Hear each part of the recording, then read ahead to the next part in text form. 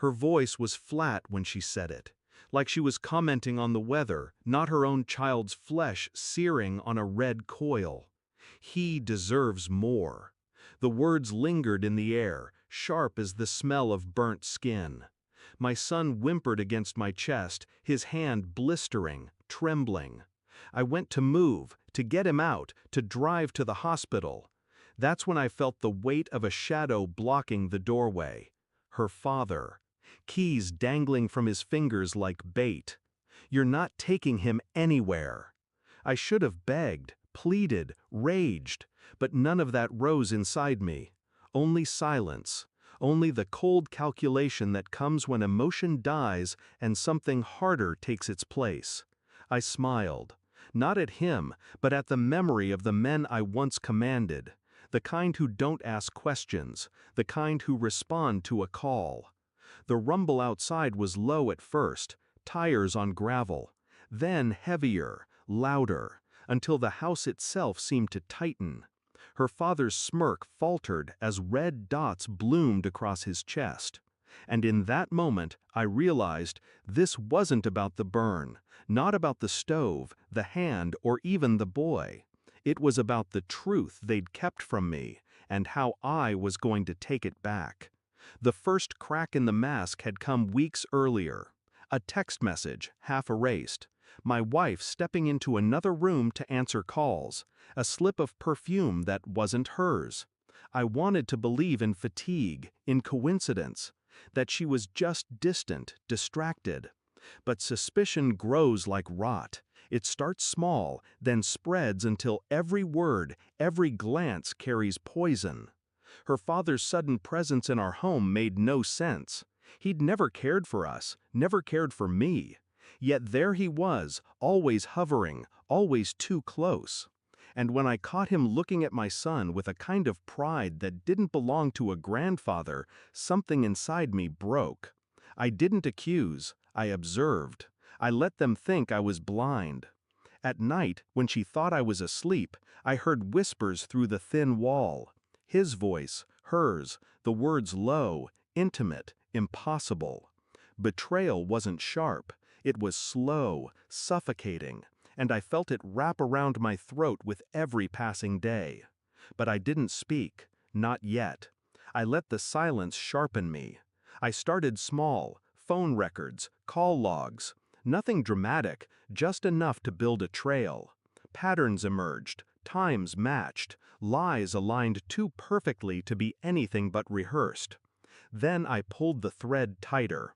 A DNA test, my son's hair, a swab from my own mouth. I mailed it under another name, waited with the patience of a soldier on recon. Externally, I played the role. I kissed her cheek, ate the dinners she barely cooked, tucked my son into bed with steady hands. But inside, I measured every detail. The way her father stood too close to her, the way she recoiled when I mentioned family, the flicker of panic when I said I had errands, when she thought I'd be gone too long.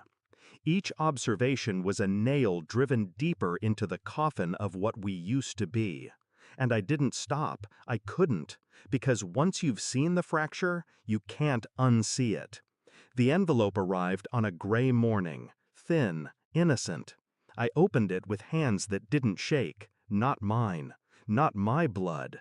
My son, his father, was someone else, someone I had let into my home. I waited until evening.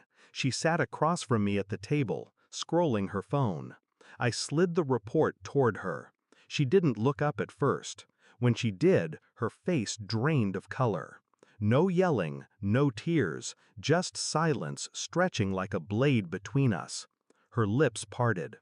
I raised a hand, not to strike, just to stop her from filling the room with lies.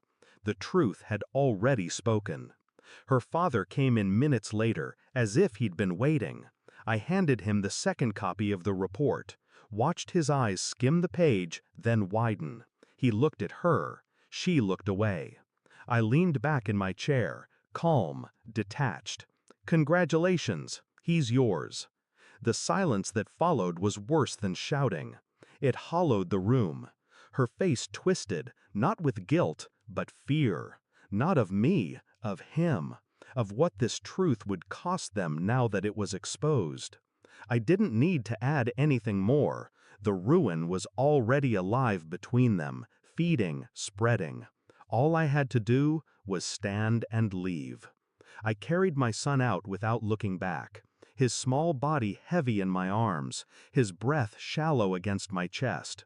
The night air was colder than I remembered, cleaner, like I'd been breathing smoke for years without realizing. I didn't feel anger anymore, or grief. Those had burned out long before the stove was lit. What I felt was clarity. Some truths destroy everything you thought you had, but they also free you from the lie you were chained to. Behind me, the house was quiet, too quiet. Ahead of me, the road stretched black and endless. I walked forward without hesitation, because there was nothing left worth saving. Thanks for watching. Don't forget to like, share, and comment. Subscribe now to Cheating Stories Insight World for more amazing stories.